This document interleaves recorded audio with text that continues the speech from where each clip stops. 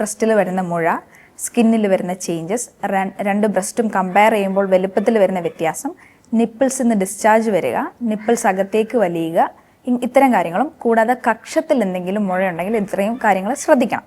ഇങ്ങനെ എന്തെങ്കിലും കണ്ടു കഴിഞ്ഞാൽ എത്രയും വേഗം ഡോക്ടറെ സമീപിക്കുക. അതിൻ്റെതായ കുറച്ച് ഇൻവെസ്റ്റിഗേഷനും കാര്യങ്ങളും ഉണ്ട്.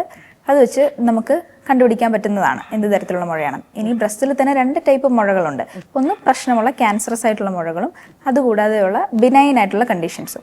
ബിനൈൻ ആയിട്ടുള്ള കണ്ടീഷൻസ് ആണ് fibro adenoma, fibrocystic disease, fibro adenosis എന്നൊക്കെ പറയുന്നത് ബിനൈൻ ആയിട്ടുള്ളതാണ്. അപ്പോൾ ഈ മുഴ എന്ന് പറയുമ്പോൾ അത്രയും നല്ല കല്ലിച്ചിട്ടുള്ള മുഴയായിരിക്കും.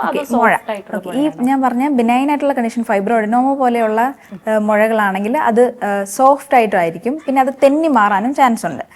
ഈ മുഴ നമ്മൾ പരിശോധിക്കുമ്പോൾ തന്നെ ബ്രസ്റ്റിനകത്ത് തന്നെ അത് തെന്നി മാറാനും ചാൻസ് ഉണ്ട്. അതേസമയം ക്യാൻസറസ് ആയിട്ടുള്ള മുഴകൾ കുറച്ചുകൂടെ കല്ലിപ്പ് കൂടിയതും കട്ടിയുമായിരിക്കും. അത് മൂവ് ചെയ്യാൻ ചാൻസ് ഇല്ല. ചില കേസുകളിൽ അത് സ്കിന്നുമായിട്ട് ഒരു ഇൻവോൾവ്മെന്റ് വന്നു കഴിഞ്ഞാൽ അത് നമുക്ക് അതിൻ്റെ മുകളിലുള്ള സ്കിൻ പിഞ്ച് ചെയ്യാൻ വരെ പാടായിരിക്കും.